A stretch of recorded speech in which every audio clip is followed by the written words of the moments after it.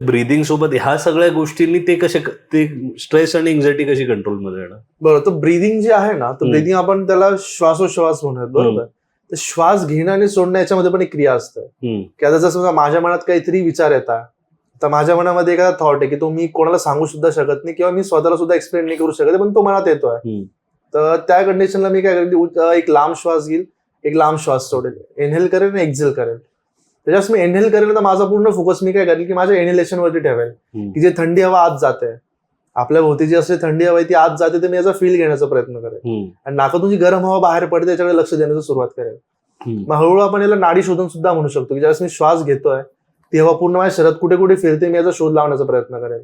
त्याच प्रकारे आपल्या मनाचं राहतं, की ज्यावेळेस तुमच्या मनात एखादा थॉट येतोय, एखादी गोष्ट क्रिएट होते किंवा ओव्हर थिंकिंग कशाला म्हणू शकतो आपण, कुठल्याही गोष्टीची येऊ शकते, ती जर का होत असेल तुम्ही जर श्वास घ्यायला सुरुवात करता तर श्वासावर लक्ष द्यायला सुरुवात करा, की ज्या प्रकारे तुम्ही इनहेल करताय तर आपले खांदे नको हलायला किंवा एक स्टेबलपणे तुम्ही श्वास घेता, एक लांब श्वास घेतला, एक लांब श्वास सोडला, 10 ते 15 वेळा जर का केलं, ऑक्सिजन लेवल जर का तुमच्या शरीरामध्ये वाढली, ऑटोमॅटिकली स्ट्रेस तुमचं कमी होऊन जातं.